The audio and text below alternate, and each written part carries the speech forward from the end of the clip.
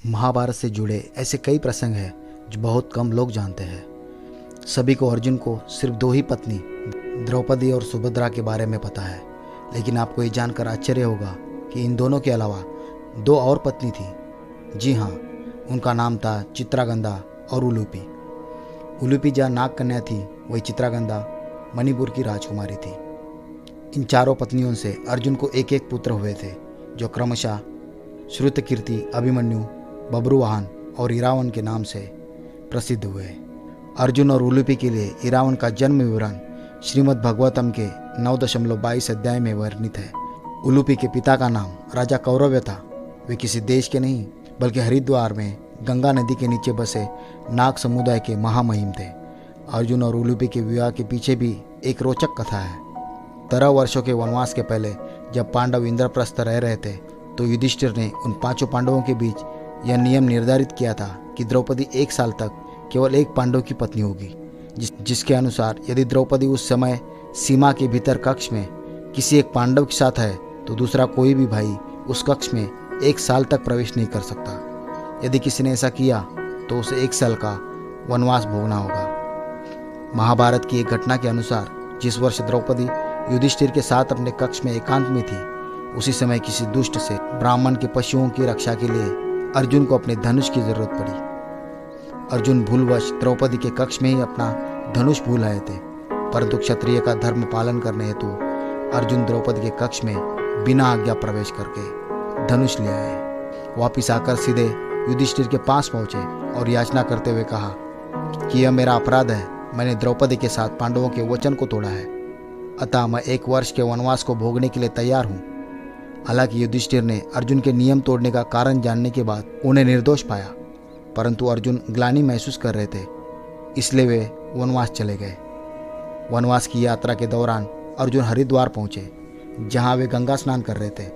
जब सूचना मिलते ही नागलोक वासियों ने अर्जुन को मारने की योजना बनाई, क्योंकि अर्जुन ने इंद्रप्रस्थ को बसाने के लिए वहां से समस्त नागों का संहार किया था और आज उनको अवसर मिला था प्रतिशोध लेने का। सो उस समय नागों की राजकन्या उलूपी ने कहा कि वह स्वयं अर्जुन वध करेगी। उलूपी राजकन्या तो थी, साथ ही विधवा भी थी। दरअसल उसका पति भी नागवंश से संबंधित था, पर उसकी मृत्यु एक गरुड़ के हाथों हो गई थी। तब से राजकुमारी अपने पिता के साथ ही थी। पर जब उलूपी अर्जुन को मारने के लिए गंगा तट के किनारे पहुंची, तो उन्हें देखकर मोहित हो गई। अर्जुन के प्रति उसके आकर्षण ने बदले की भावना को खत्म कर दिया। वह नाग रूप से एक स्त्री के रूप में परिवर्तित हो गई और अर्जुन को माया से बेहोश कर नागलोक लेके आई। कुछ दिनों में अर्जुन को होश आया और उन्होंने अपने सामने उलूपी को पाया। उलूपी ने सारी घटना विस्तार से बताई और कहा कि अब मैं वापस विवाह करना चाहती हूँ, कृपया मेरे प्रेम को स्वीकार करें। अर्जुन विवाह के विषय में कुछ कह पाते उसके पहले ही उलूपी ने कहा कि मैं जानती हूँ कि आपकी 3 पत्नियां हैं, पर मुझे चौथी पत्नी बनने से कोई परहेज नहीं। उलूपी ने अपने पिता और समस्त नागवंश का अर्जुन से समझौता करवाया, जो भविष्य में होने वाले युद्ध के लिए जरूरी भी जान अर्जुन ने स्वीकृति दे दी। अर्जुन ने उलूपी से गंधर्व विवाह किया। चूंकि वे हमेशा के लिए नागलोक में नहीं रह सकते थे, इसलिए कुछ समय व्यतीत करने के बाद वहां से जाने लगे। वनवास का समय भी समाप्त हो गया था, इसलिए उन्हें वापस इंद्रप्रस्थ पहुंचना आवश्यक था। उलूपी ने अर्जुन को नहीं रोका, पर जाने से पहले उन्हें सूचना दी कि वह अर्जुन की संतान को जन्म देने वाली है। इसके साथ ही अर्जुन को वरदान दिया कि जल युद्ध में आप कभी पराजित नहीं हो सकते। अर्जुन ने उलूपी से विदा ली और इंद्रप्रस्थ आ गए। दूसरी ओर उलूपी ने इरावन नाम के पुत्र को जन्म दिया। इरावन का पालन पोषण नागकुल में ही हुआ। वे बड़े वीर और मायावी भी थे और अर्जुन की ही भांति सुंदर और मुख पर तेज था, और महाभारत युद्ध के समय अपनी माता उलूपी की आज्ञा से युद्ध करने पहुंचे थे। महाभारत युद्ध से पहले विजय प्राप्त करने हेतु देवी के अनुष्ठान के लिए एक नर बलि देने की आवश्यकता थी, परंतु ऐसे व्यक्ति की बलि दी जा सकती थी जिसमें 32 नैतिक गुणों और संपूर्ण गुणों वाले केवल 3 ही व्यक्ति थे, कृष्ण, अर्जुन और इरावन। कृष्ण तो स्वयं भगवान थे, वे अर्जुन की बलि से युद्ध हार जाते।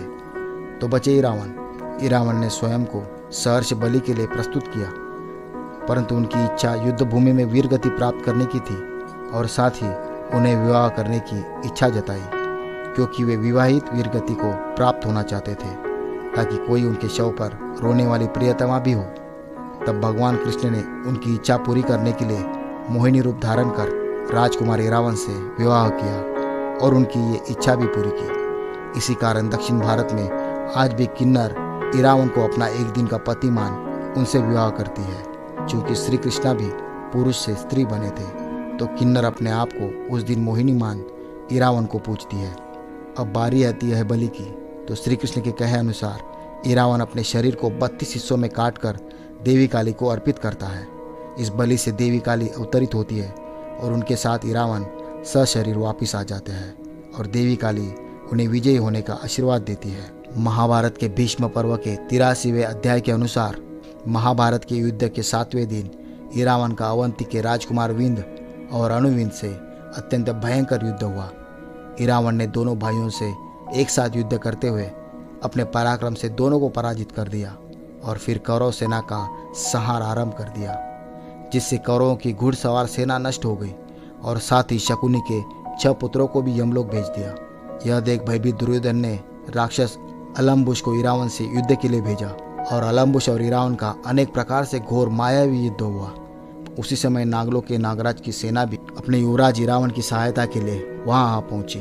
तब उस राक्षस अलम्बुश ने गरुड़ का रूप धारण कर समस्त नागों को भक्षण करना आरंभ किया और देखते ही देखते उस राक्षस ने सब नागों का भक्षण कर लिया। यह देख अर्जुन पुत्र इरावन अत्यंत दुखी और निडाल हो गए और उस अवसर का फायदा उठाते हुए उस राक्षस ने इरावन को तलवार से यमलोक भेजने का प्रबंध कर दिया। परंतु इतिहास ऐसे वीर के पराक्रम को सदैव याद करेगा। धन्य है वो वीर पुत्र जिसने धर्म की पूर्ति के लिए अपने प्राण तज दिए।